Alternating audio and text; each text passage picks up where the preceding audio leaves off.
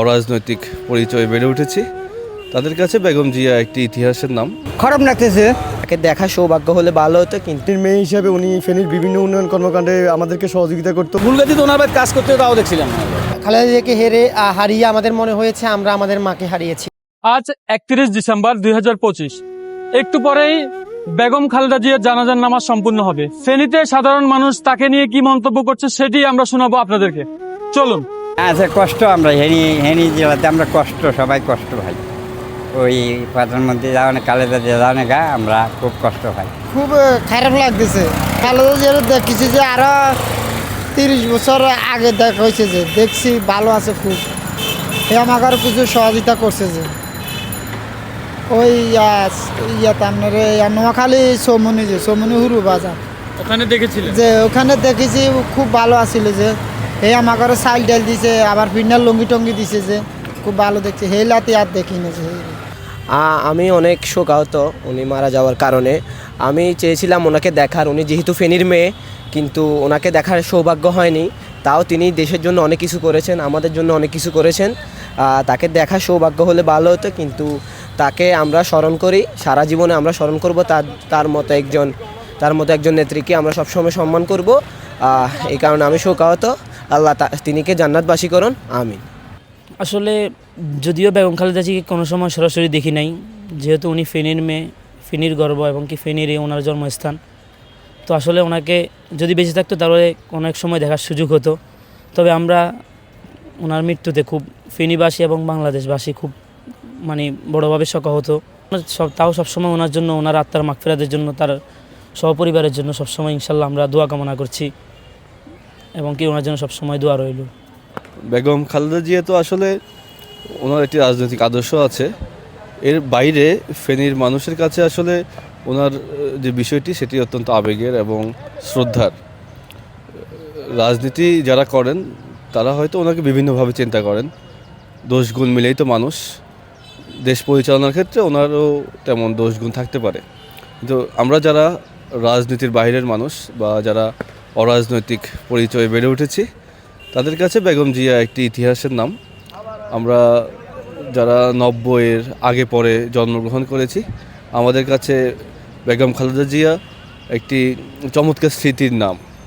বিশেষ করে তিনি প্রধানমন্ত্রী অথবা সাবেক প্রধানমন্ত্রী, এই দুটি পরিচয় নিয়ে কিন্তু আমরা দল মত নির্বিশেষে সবাই অনেক গর্ব করি যে আমাদের ফেনীর একটা মেয়ে দেশ পরিচালনা করেন বা করেছেন।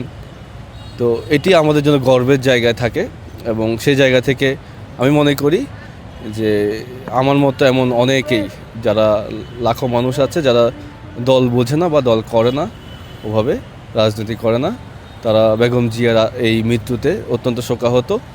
তো আমরা সবাই ভেবেছিলাম, আশা করেছিলাম, মহান আল্লাহর কাছে আমরা দোয়া করেছি যে তিনি হয়তো এই যাত্রায় আবার সুস্থ হয়ে আসবেন এবং দেশবাসীর সাথে আবার ওনার দেখা হবে।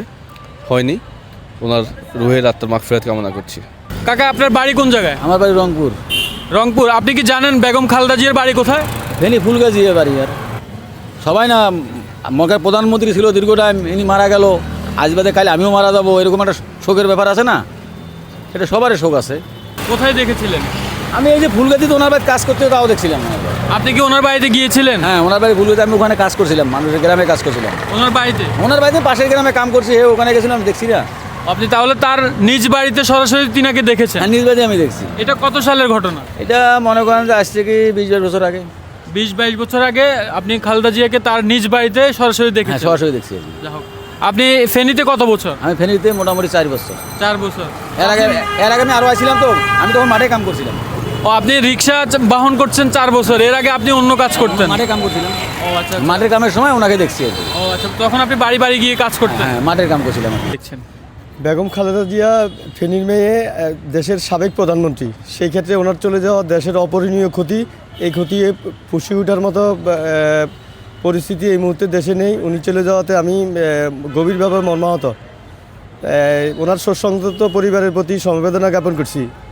অবশ্যই আমাদের ক্ষতি হয়েছে। উনি যদি সামনে যে নির্বাচন আসতেছে, ওই নির্বাচনে যদি উনি প্রধানমন্ত্রী হইতো, ফেনীর মেয়ে হিসাবে উনি ফেনীর বিভিন্ন উন্নয়ন কর্মকাণ্ডে আমাদেরকে সহযোগিতা করতো, সেক্ষেত্রে আমাদের ফেনী লাভবান হতো, সেটাই আমি মনে করি আর কি।